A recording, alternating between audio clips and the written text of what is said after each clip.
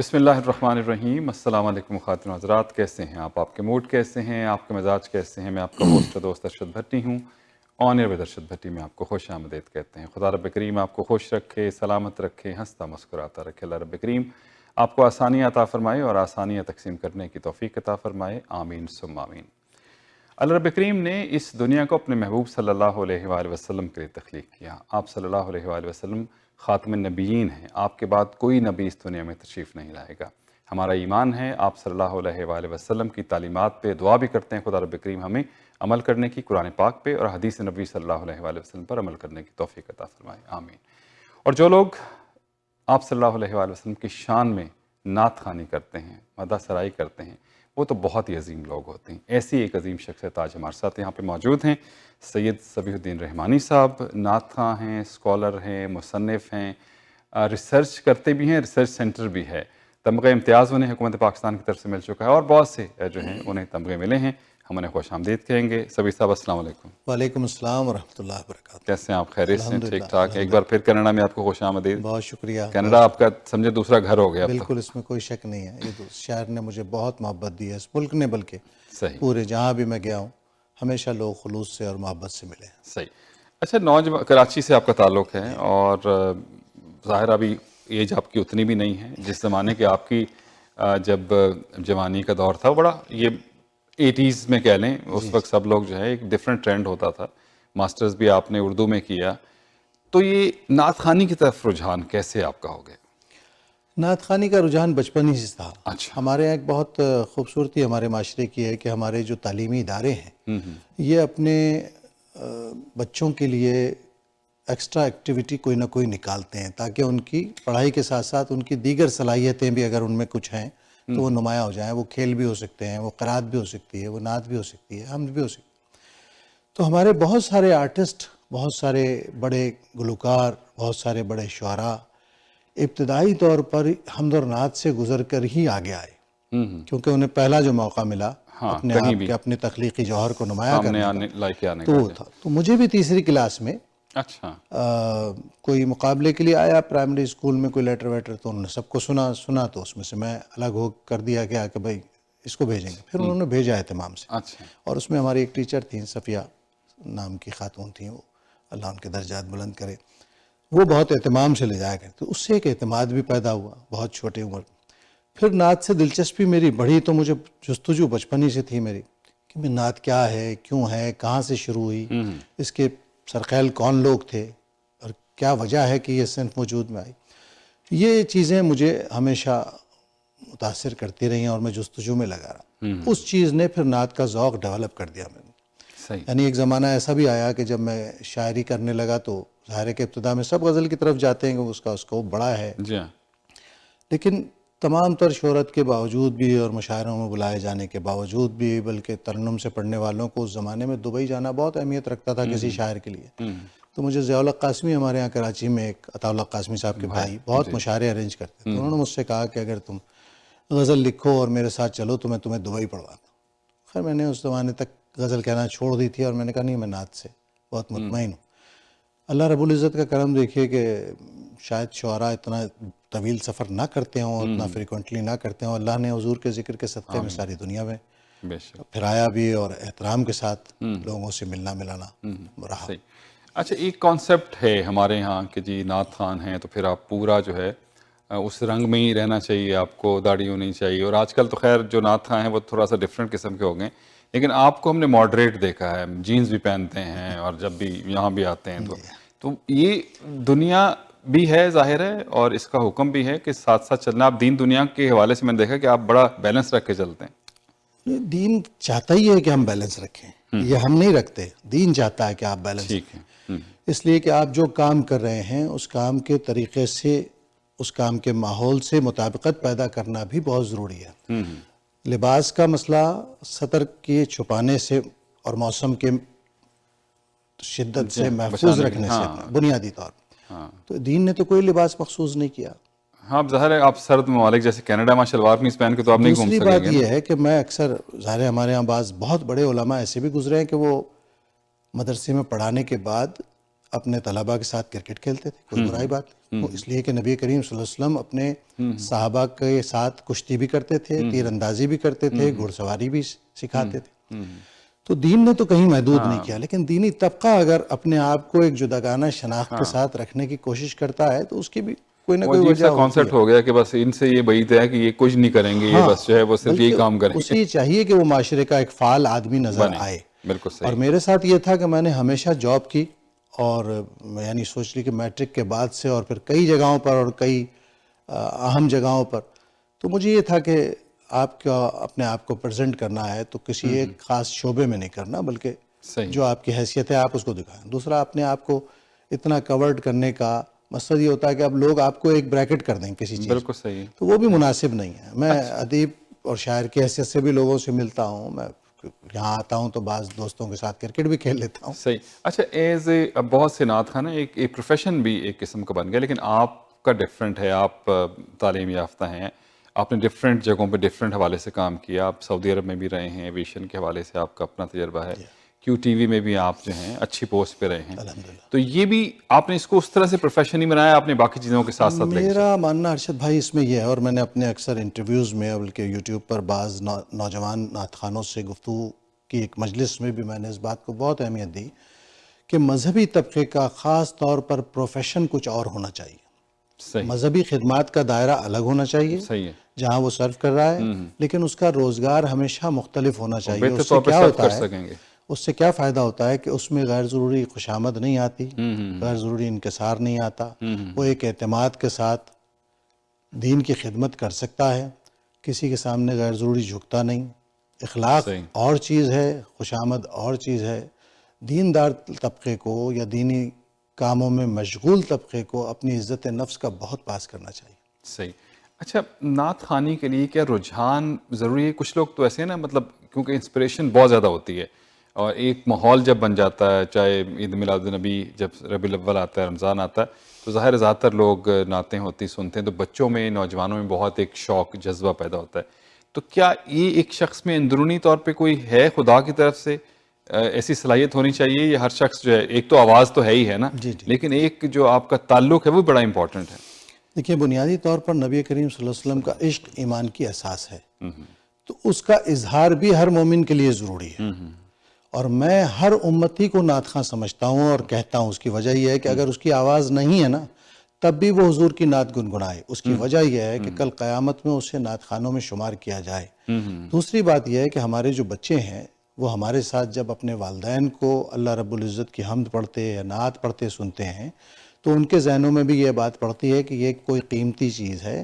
یہ نبی کریم صلی اللہ علیہ وسلم سے محبت دل میں ہی نہیں رکھنی ہے، اس کا اظہار بھی کرنا ہے. اور اس اظہار میں وہ اس طرح کے ہو جائیں کہ اعتماد سے کسی جگہ پڑھ سکیں. تو میرے سامنے جب کوئی پڑھتا ہے ایسا آدمی جو آواز میں زیادہ بہتر نہ ہو یا اس کا انداز کچا پکا ہو، تب بھی میں اس کو بہت اہمیت دیتا ہوں اور سمجھتا ہوں کہ اس پر اللہ کا کرم ہے حوصلہ کہ بھی یہ کیا عام آدمی کے دائرے سے نکل کر اس نے اپنے آپ کو حضور کا ثنا خواں ثابت کرنے کی کوشش کی. صحیح. یہ عمل معاشرے میں روشنی پھیلاتا ہے. بے شک. صحیح. کیونکہ محبت صرف دل میں رکھنے سے محبت نہیں ہوتی. بہت سارے لوگ کہتے ہیں جی ہم محبت کرتے ہیں، لیکن اظہار چاہتی ہے محبت نفسیاتی طور پر. کیسا آپ کیا رجحان کیا ہے؟ لوگوں میں شوق ہے نعت خواں بننے کا؟ لوگوں میں نعت خواں بننے کا شوق اب بہت زیادہ ہے. ایک زمانہ یہ تھا قیام پاکستان کے بعد تو سولو نعت خوانی شروع ہوئی. اس سے پہلے تو ہمارے یہاں میلاد پارٹیاں تھیں، وہ مل کر پڑھتے تھے. صحیح. سولو نعت خوانی آئی قیام پاکستان کے بعد سے، یا اس سے پہلے شعراء کھڑے ہو کر اپنا کلام پڑھاتے تھے.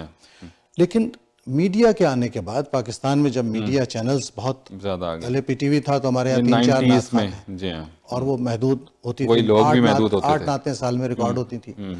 تو ایک بہت محدود دائرہ تھا. اس میں بھی لوگ انہوں نے نام بنایا، عزت کمائی. لیکن جب میڈیا آیا تو بہت سارے لوگوں کو موقع ملا اپنے فن کے صلاحیت کا اظہار کرنے کے.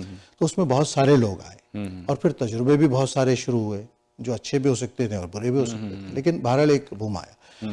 مذہب تو ہمیشہ سے ہمارے مسلم معاشروں کا بہت لازمی جز رہا ہے، اور خاص طور پہ برصغیر میں نبی کریم صلی اللہ علیہ وسلم کی محبت کے حوالے سے ہم بہت وارفتگی کے ساتھ اس جانب متوجہ ہوتے ہیں. تو نعت اس کے اظہار کا ایک بڑا بلیغ ذریعہ ہے. اس لیے بہت کثیر تعداد میں لوگ اس طرف آتے ہیں، سننے آتے ہیں. آپ نے خود دیکھا کہ ان ممالک میں بھی اگر 1200 آدمی کا اجتماع ہو جائے اور نعت شریف سننے کے لیے، تو بڑی بات. اچھا، اس میں ہم نے یہ بھی دیکھا ہے کہ جو بھی بڑے بڑے گلوکار بھی اگر آپ دیکھیں تو وہ ان کی جو ریلیجس نعتیں ہیں یہ حمدیہ جو انہوں نے ہیں اس کو بہت پذیرائی ملی ہے، اور اس سے بہت زیادہ جو ہے، اور شاید یا ملی نغمے یا نعت حمدیہ کرام سے ہی وہ ایک دم جو ہے اوپر آئے ہیں، اس کا بھی ایک کانسیپٹ ہے، لوگ اس لیے بھی اس اور طرف جاتے ہیں۔ کامیاب ہوئے ہیں، بلکہ بہت سارے ابھی پچھلے دنوں کسی انگریزی اخبار نے ایک سروے کیا وہاں پر اور گفتگو کی مجھ سے کہ بھئی آپ کیسے دیکھتے ہیں یہ آرٹسٹوں کی نعت خوانی کو؟ میں نے کہا میں بہت اپریشیٹ کرتا ہوں، اس لیے کہ پہلی بات تو ہے کہ وہ بھی مسلمان ہیں، ان کا بھی نبی کریم صلی اللہ علیہ وسلم کے عشق کے اظہار پر اتنا ہی حق ہے جیسے کسی نعت خواں کا یا نعت گو کا۔ دوسری بات یہ ہے کہ ایک فین فالوئنگ ہوتی ہے ہر آدمی کی اپنے دائرے میں، تو جو لوگ اپنے محبوب سنگرز کو نعت پڑھتے دیکھتے ہیں تو ان میں بھی نعت کا ذوق پیدا ہوتا ہے۔ اللہ جس سے چاہے کام لے لے، بالکل ہم ٹھیک، نیت پر شک نہیں کر سکتے صحیح۔ کسی۔ اچھا، ابھی آپ نے بات کی کہ کوئی کس طرح سے پڑھتے ہیں، کوئی طریقہ کار ڈیفرنٹ ہے، یہ اب مجھے لگتا ہے تھوڑا سا فرق پڑ گیا، لیکن پچھلے 8-7 سال میں تو ایک بالکل ٹرینڈ ڈفرینٹ سا آ گیا تھا، جس میں مختلف طریقوں سے نعت بھی ہو رہی تھی، آواز ساتھ لوگ جو ہیں، ظاہر اس میں ساز تو اس طرح استعمال نہیں ہوتے ہیں، اور پھر ایک رنگ برنگے کپڑے، ایک بڑا ایک پریزنٹیشن والا جو ہے وہ سلسلہ شروع ہو گیا تھا۔ میرے خیال تھوڑا سا اس سے فرق پڑا ہے، الحمدللہ۔ تو اس سے بھی اب وہ تو کہتے ہیں ٹائم نہیں ملتا تھا، جو ڈفرینٹ جگہوں پہ ظاہر ہے بہت نعت خواں جایا کرتے تھے، لیکن وہ ایک وقت آیا، لیکن اب اس میں کچھ ٹھہراؤ میں لگتا کہ آ رہا ہے، اصل میں ہر شعبے میں کچھ نہ کچھ تبدیلیاں ہوتی رہتی تو وہ ہیں، جدت یا انوویشن تجربہ آپ کہہ ہوتا رہے ہے، تجربہ ہوتا ہے، لیکن فوراً رد عمل سے یہ احساس ہوتا ہے کہ بھئی اس چیز کو ناپسند کیا جا رہا ہے اور اس چیز کو قبول کیا جا رہا ہے۔ مطلب ضروری نہیں کہ ہر حلقہ امت کا کسی ایک چیز کو قبول کر لے، تو اس طرح بہت سارے تجربے ہوئے اور ان کے کرنے والوں کو یہ احساس ہوا بعد کہ میں ایک احساس ہوا۔ ناپسندیدگی کی لہر بھی ساتھ ساتھ ہے، جہاں ایک محدود طبقہ اس کو پسند کر رہا ہے وہیں ناپسندیدگی بھی ہے، کیونکہ نبی کریم صلی اللہ علیہ وسلم کی نعت شریف پڑھنا ایک ایسا عمل ہے جیسے ہم زندگی میں حضور علیہ الصلوۃ والسلام کی بارگاہ میں حاضر ہوتے ہیں معراج شریف پر، یا صحابہ جس طرح نبی کریم صلی اللہ علیہ وسلم کی بارگاہ میں حاضر ہوتے تھے، وہی ادب نعت خوانی کا ہے۔ اگر آپ اس میں کوئی غیر ضروری بے چینی کا اظہار یا پرفارمنگ آرٹ کی طرح آپ کچھ کرنا شروع کریں گے باڈی لینگویج کے ساتھ، تو وہ شائستگی چلی جائے گی، اور ذکر نبی کریم صلی اللہ علیہ وسلم میں اور دینی معاملات میں پرفارمر کی شائستگی بہت اہم وہ تکریم جو ہے اس میں کمی آ جاتی ہے وہ۔ اچھا، اب آپ مصنف بھی ہیں، آپ خود بھی لکھتے ہیں، آپ نعت خوانی کے حوالے سے، اس کی ترویج کے حوالے سے، ایک تو ریسرچ جو ہے آپ کر رہے ہیں، اکیڈمی بھی شاید آپ نے بنائی ہے، نعت ریسرچ سینٹر بھی، یہ تھوڑا سا بتائیے کہ اس حوالے سے آپ نے کیا کام کیا؟ دیکھیے، میرا بنیادی کام لٹریچر پہ تھا۔ نعت خوانی تو سکھانے کے بہت سارے اساتذہ ہمارے یہاں موجود تھے، ظہوری صاحب نے سکھایا، اعظم چشتی صاحب نے سکھایا، پھر منظور الکونین شاہ صاحب نے سکھایا، بہت سارے اساتذہ تھے جو اپنے اپنے وقت پر سکھاتے رہے لوگوں کو۔ لٹریچر میں بالکل کام نہیں تھا نعت پر، اور چند ایک مجلے چھپے تھے، چند ایک کتابیں تھیں، ایک کا دکا پی ایچ ڈی ہوئے تھے، اسے ایز اے موضوع تسلیم نہیں کیا جاتا تھا، وغیرہ بس ٹھیک ہے عقیدت کی چیز ہے، لوگ اظہار کرتے ہیں۔ جب میں نے اس معاملے کو دیکھا تو مجھے احساس ہوا کہ اگر میں اپنی زندگی اور تارا تخلیقی جوہر نعت کو دیتا ہوں تو دنیاوی طور پر مجھے کیا ملتا ہے؟ مطلب میں اگر شعر کہنے کی صلاحیت رکھتا ہوں تو شعروں کی کوئی کسی کیٹیگری میں میرا ذکر تو ہونا چاہیے نا۔ صحیح، بالکل۔ نعت گو شعراء میں اساتذہ کا ذکر بھی نہیں آتا تھا تاریخ ادب میں، تو میں اس محاذ پر ڈٹ گیا اور میں نے ایک رسالہ نکالا نعت رنگ کے نام سے، جی ہاں، نعت ریسرچ سینٹر قائم کیا۔ رسالے کے 31 جرنل چھپ چکے ہیں جو ریسرچ جرنل تسلیم کیا جاتا ہے الحمدللہ۔ صحیح، اس کا فائدہ یہ ہوا کہ وہ میں نے صرف یونیورسٹیوں میں تقسیم کرتا رہا۔ پچھلے 35 برس سے میں نے 100 سے زیادہ کتابیں چھاپی اپنے ادارے سے، اور 31 جرنل چھاپے، اور یہ سب اپنی یہ جو نعت خوانی سے مجھے ارن ہوتا تھا اس سے میں کرتا رہا۔ اس کا فائدہ یہ ہو گیا کہ اب ہر یونیورسٹی میں، پاکستان ہندوستان کی 42 یونیورسٹیاں تقریباً میرے رابطے میں، جن کو میں کتابیں فری چھاپ چھاپ کے بھیجتا رہا تاکہ لائبریری میں پہنچ جائیں، بچوں کو حوالے کے لیے چیزیں مل جائیں۔ اب ماشاءاللہ ہر یونیورسٹی سے ہر سال 20-25 مقالے ہو رہے ہیں، چاہے وہ بی ایس کی سطح کے ہوں، ایم اے ہوں، ایم فل ہو، پی ایچ ڈی ہوں، اور موضوعات دیتے دیتے ہم تھک جاتے ہیں۔ اب یہ معاملہ ہے اللہ کے کرم سے۔ صحیح۔ اچھا، اب تھوڑا سا پاکستان کے حوالے سے بات کر لیتے ہیں، ویلفیئر کے کام بھی آپ بہت کرتے رہے ہیں ماشاءاللہ سے، وہ ذاتی حیثیت میں کرتا رہا یا بعض چینلز کے ساتھ وابستہ تھا ان کے لیے۔ اور آپ ظاہر ہے ہم تو آپ کو ایز جرنل صحافی بھی، آپ اینکرنگ بھی کرتے رہے ہیں، ARY QTV سے بھی آپ کا تعلق ہے، کیا پاکستان کی صورتحال کس طرح سے دیکھتے ہیں اب آج کل کی صورتحال میں؟ بہت ہی عجیب صورتحال ہے، اس لیے کہ جب ہم قوم کے بنیادی مفادات کو پس پوش ڈال کر ذاتی مفادات کی طرف بھاگنے لگتے ہیں اور یہ سب بہت علل اعلان ہونے لگتا ہے تو اس کے نقصانات بہت دور تک جاتے ہیں، نسلوں تک جاتے ہیں۔ اور پاکستان ظاہر ہے کہ ایک بہت ایسا ملک ہے جسے بہت زیادہ ضرورت ہے توجہ کی، اور وہ توجہ ہر طبقہ فکر کے لیے بہت ضروری ہے کہ اب جو کچھ ہو گیا پچھلے دنوں میں، اب شاید اللہ رب العزت نے پھر ایک الارمنگ صورتحال پیدا کی ہے کہ اب کم از کم ہم اپنی آنے والی نسلوں کی بقا کے لیے موقع ہے کہ چینج کر لیں اپنے آپ کو۔ صحیح۔ اچھا، آپ ہر سال تقریباً یہ آتے ہیں اور ظاہر ہے فنکشنز بھی ہوتے ہیں اور کوئی نہ کوئی ہدیہ، بہت ساری چیزیں بھی ہوتی ہوں گی، تو لوگوں کے ذہن میں یہ بھی خیال آتا ہے کہ یہ کیا بزنس ہے کہ آپ ہر سال آتے ہیں، مختلف پروگرامز کرتے ہیں، پیسے ملتے ہیں، تو اس پروفیشنل کام؟ یہ بھی آپ سے سوال تو لوگ کرتے ہوں گے، اس قسم کی بات کرنا چاہیے، اگر نہیں کر رہا کرتے تو کرنا چاہیے۔ نہیں، اچھا کیا آپ نے سوال کیا، اس لیے کہ بہت سارے ایسے مفروضے قائم ہو جاتے ہیں بعض طبقے کے ساتھ کہ جس کا اظہار کرنے کا ہمیں بھی کہیں موقع نہیں ملتا۔ پہلی بات تو یہ سمجھ لیجئے کہ یہ میرا پروفیشن نہیں ہے۔ ٹھیک ہے۔ ہو سکتا ہے بعض لوگوں کا ہو، میں اس کو بھی کچھ نہیں کہنا چاہتا، لیکن میرا پروفیشن نہیں ہے، کیونکہ میں نے میٹرک کے بعد سے ہی مختلف اداروں میں کام کیا ہے اور چند سال پہلے تک بھی میں ایک بہت بڑی پوسٹ پر تھا اور ریٹائر ہوا، اور میں چاہتا بھی نہیں کہ میرا روزگار یہ رہے۔ دوسری بات یہ کہ میں جب سے یہاں آ رہا ہوں میں نے کبھی کسی سے کچھ مانگا نہیں۔ جو لوگ بھی میرے یہاں پروگرام ارینج کرتے ہیں انہیں یہ خاص ہدایت ہے کہ آپ نے کسی سے کچھ لینا نہیں ہے، کچھ ڈیمانڈ نہیں کرنی، تا وقت کہ کوئی ایسا پروگرام ہو جو کمرشل نوعیت کا ہو۔ ہاں، ٹکٹڈ پروگرام ہے تو ٹھیک ہے، ظاہر ٹکٹ لگی تو ظاہر ہے، لیکن وہ بھی بہت کم ہوتا ہے ایسا کہ، کیونکہ میں چاہتا ہوں عام پبلک آئے صحیح بات، میرے اجتماعات میں، تو میں انہی لوگوں کو زیادہ اہمیت دیتا ہوں جو عام طور پہ لوگوں کے لیے سہولت پیدا کرتے ہیں، کہ لوگ آئیں، کھانا کھائیں، لنگر ہو، محفل ہو۔ ہر جگہ تو ہر آدمی ٹکٹ لے کے نہیں جا سکتا، تو خدا کا شکر ہے کہ ہماری دینی محافل کرانے والوں کو یہ شعور ہے کہ لوگوں کے لیے ایک راستہ کھولیں تاکہ وہ اللہ رسول کی بات سن سکے۔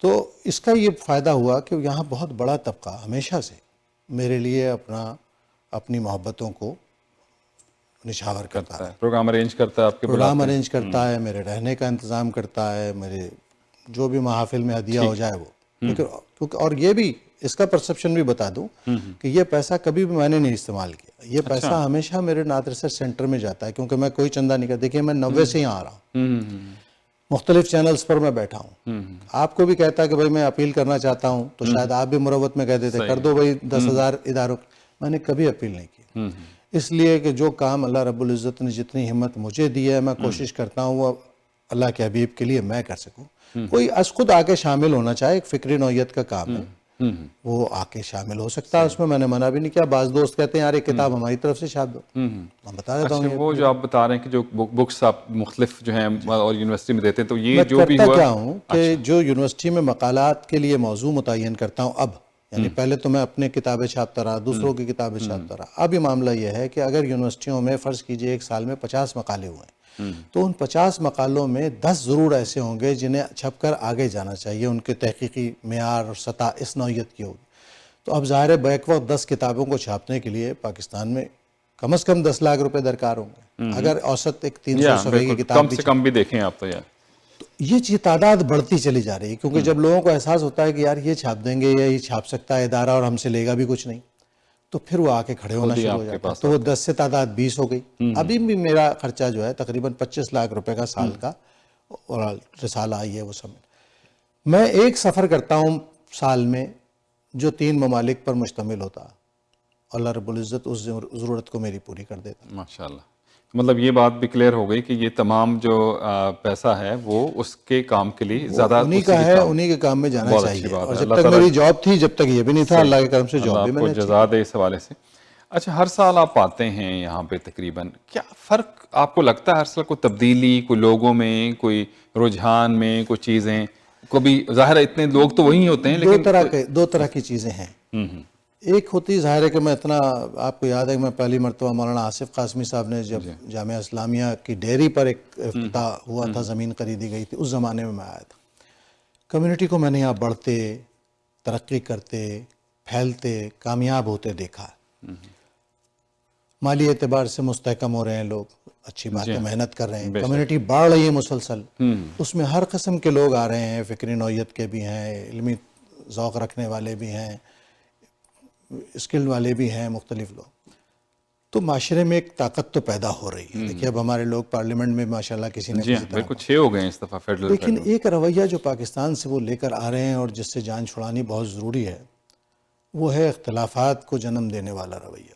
میں محسوس کرتا ہوں کہ جب میں جس سال بھی آتا ہوں تو معلوم ہوتا ہے کہ پچھلے 2 دوستوں میں کسی معمولی سی بات پہ کوئی اختلاف ہے. اب اس طرح کی بہت ساری چیزیں سامنے آتی ہیں. جب کامیابیاں ہوتی ہیں تو لوگ ایک دوسرے سے مسابقت میں بھی لگ جاتے ہیں. بالکل آتے ہیں. مسابقت اچھا کیجیے. دیکھیے اب میڈیا آیا آپ کا ماشاءاللہ، آپ کو یاد ہے کہ اس میڈیا کے آنے سے پہلے بھی آپ سے میری ملاقاتیں رہیں، دیگر دوستوں سے بھی رہیں. آپ لوگوں نے اپنا ایک تشخص بنایا، کام کیا، محنت کی. آج معاشرے میں اس وقت بھی آپ کا نام تھا، یعنی کہ ٹی وی کے آنے کے بعد کوئی آپ کی عزت میں اضافہ ہو گیا. جو آدمی جس سطح پر ہے اور وہ کوئی نہ کوئی کام، کوئی نہ کوئی سروس کمیونٹی کو دے رہا ہے، اس کا احترام اور اس کے کام کا امپیکٹ پڑتا ہے. بالکل. تو مجھے یہ دیکھ کر بہت خوشی ہوتی ہے کہ اب آنے والوں کے لیے یہاں بہت روشن مثالیں موجود ہیں، راستے موجود ہیں.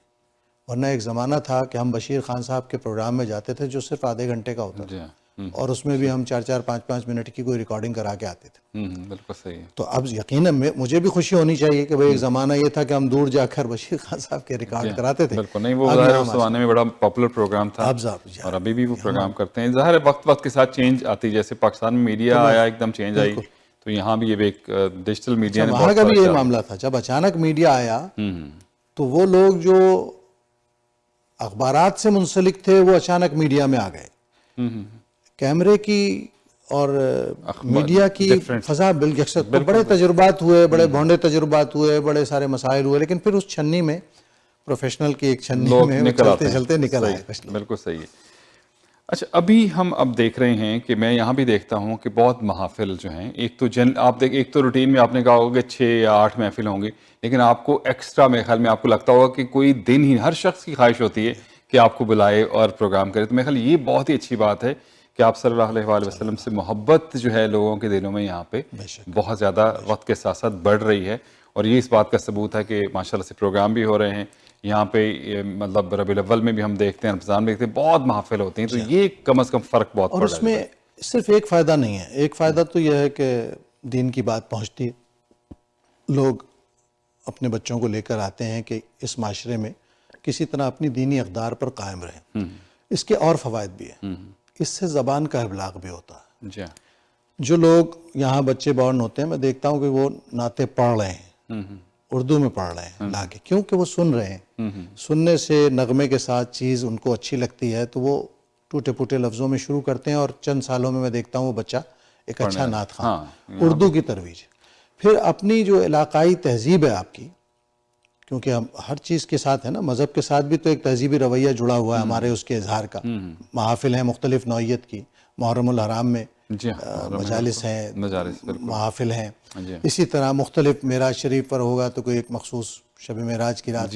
تو ہم اپنے ان سارے تہذیبی رویوں کو جو برصغیر میں ہماری شناخت اور علامت تھے یہاں بھی لے کر آئیں، اور اس سے ہماری آنے والی نسلیں بھی متعارف ہو رہی ہیں. تو یہ ایک بہت بڑا، یوں سمجھ لیجئے کہ ہمارے لیے صاحبان ہے. صحیح.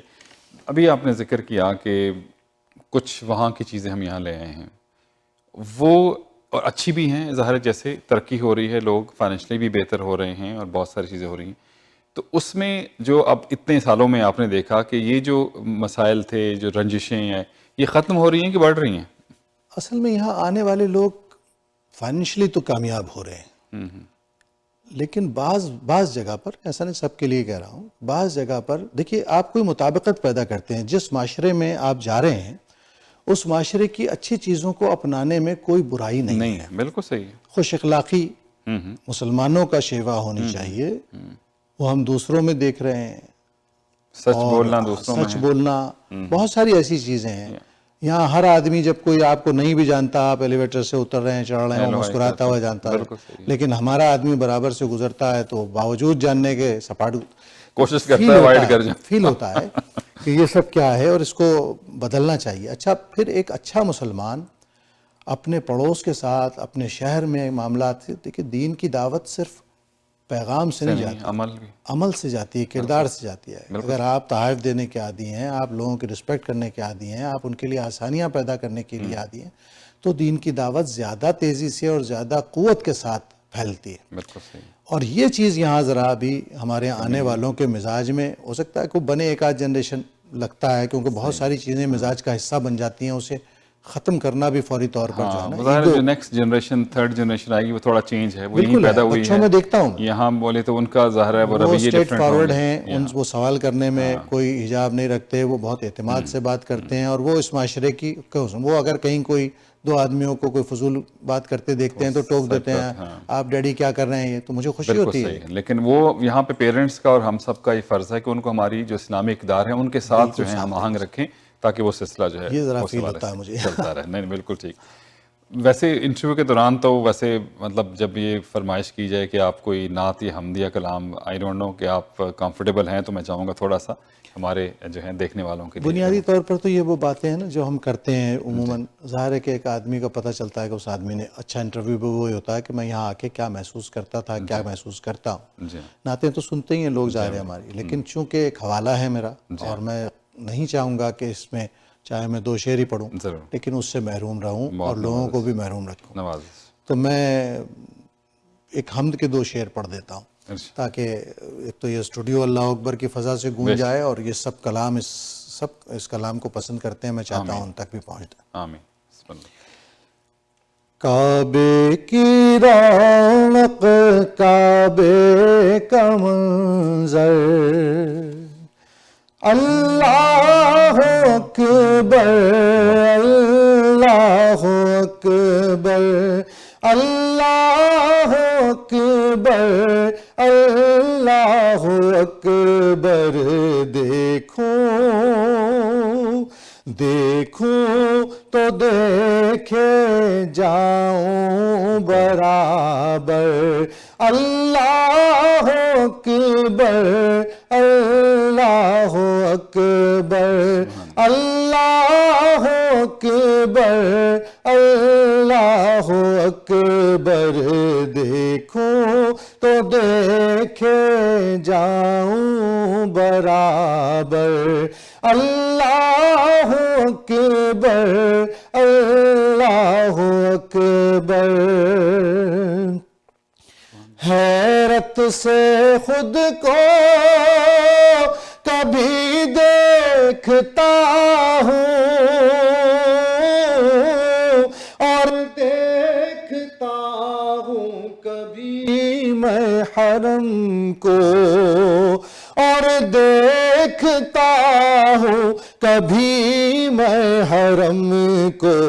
لایا کہاں مجھ کو میرا مقدر, اللہ اکبر, اللہ اکبر.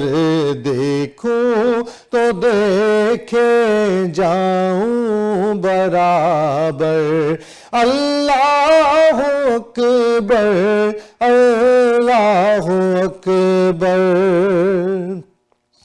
تیرے کرم کی کیا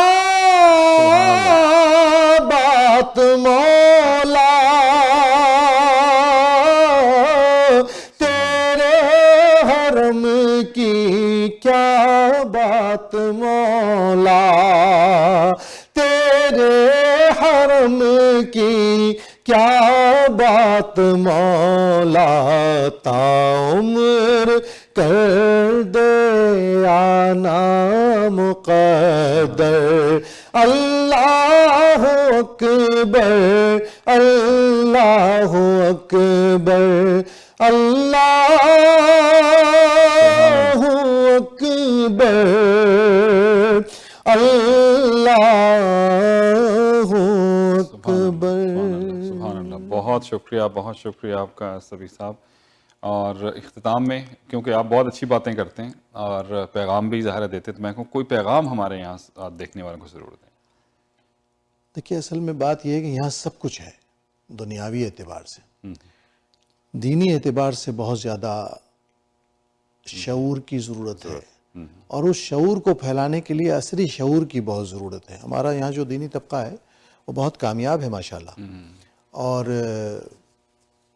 مجھے بعض جگہوں پر یہ دیکھ کر بہت خوشی بھی ہوئی کہ وہ اپنی یوتھ پر خاص طور پر عصری شعور سے، عصری ضرورتوں کے تناظر میں ان کو دین کی تعلیمات پہنچا رہے ہیں، تو وہ ریسیو بھی ہو رہی ہیں۔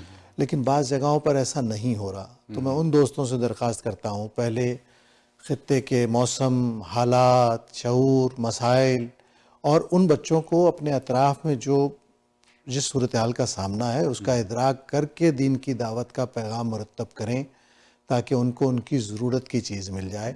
اللہ رب العزت اس معاملے میں سب کے لیے آسانیاں پیدا فرمائے۔ آمین۔ بہت شکریہ آپ کا، اللہ رب کریم جو آپ یہ ایمان کی میں تو کہوں گا جو حرارت لوگوں تک پہنچاتے ہیں حمد کے ذریعے اور نعت کے ذریعے، اللہ تعالیٰ آپ کو اور زور بیاں اور دے اور لوگوں تک اللہ یہ اپنا تعالیٰ آپ پیغام کے پہنچاتے رہیں۔ 360 ٹی وی کو، جس نے بہت کم وقت میں بہت اچھی طرح اپنا تشخص تو آپ کا شروع سے ماشاءاللہ مضبوط ہے، لیکن اس کے باوجود آپ نے اپنے اندر موجود مذہبی حرارت کو، پاکستان سے محبت کو، اور پاکستان سے جڑے ہر طبقے کے مسائل کو جس طرح پیش کیا ہے وہ قابل قدر ہے۔ یہ میں بحیثیت صحافی کہہ رہا ہوں۔ بہت شکریہ، اللہ تعالیٰ جزاک بہت شکریہ، آمین، بہت شکریہ، تھینک یو ویری مچ۔ سید صفی الدین رحمانی صاحب ہمارے ساتھ موجود تھے، اور ہمارا ایمان ہے آپ صلی اللہ علیہ وآلہ وسلم کی محبت ہمارے دین کا حصہ بھی ہے، اور کبھی آپ اس کو ذرا اکیلے بیٹھ کے کبھی اس حوالے سے جو نعت ہیں، آپ صفی رحمانی صاحب کی نعتیں ہیں، دوسری نعتیں ہیں، تو آپ کا تعلق ایک بڑا بن جائے گا۔ ایک تو قرآن پاک ضرور پڑھا کریں، جو نہیں پڑھتے ہیں ہم اس مقدس کتاب کو ہم نے رکھ دیا، مقدس کتاب کے طور پہ رکھ دیا، لیکن کوشش کیا کیجیے کہ اس کتاب کو پڑھیں، ترجمے کے ساتھ پڑھیں تو بہت اچھی بات ہے، اور ساتھ ہی آپ صلی اللہ علیہ وآلہ وسلم سے محبت کا ایک اور جو امپورٹنٹ ترین جو ایک ذریعہ ہے وہ درود پاک ہے، وہ ضرور کوشش کیا کیجیے زیادہ سے زیادہ جو ہے آپ درود پاک بھیجیں، کیونکہ اللہ رب کریم اور فرشتے آپ صلی اللہ علیہ وآلہ وسلم پر درود و سلام بھیجتے ہیں۔ آپ سے اجازت چاہیں گے، اور ہاں ایک بہت اچھی بات انہوں نے کی کہ یہاں پہ بہت ساری چیزیں ہیں، اچھی باتیں بھی ہیں اور کچھ ایسی باتیں ہیں، بری تو ہم نہیں کہیں گے، کم اچھی ہیں، لیکن لوگوں سے اپنے تعلق کو بہتر کیجیے، کسی بھی حوالے سے اگر کوئی قدورت کسی بھی حوالے سے آپ کے دل میں کسی کے لیے ہے تو اس کو صاف کر لیجیے۔ یہ دنیا جو ہے یہ اچھائی کے لیے ہے، اس میں بدی کو ختم کیجیے، اچھائی کو بڑھائیے، لوگوں سے محبت کو بڑھائیے، نفرتوں کو ختم کیجیے۔ سبحان اللہ۔ دعا میں رکھیے گا یاد، حوصلہ نہیں ہارنا، بل حوصلہ بھی کوہان ایک چیز ان آلویز فالو یور ہارٹ، کیونکہ سب اچھے کی آواز۔ اپنے میزبان ارشد بھٹی کو دیجیے اجازت، ہمارے اسٹوڈیو انجینئر تھے قاضی عارف اور طلب بھٹی، بشرط زندگی انشاءاللہ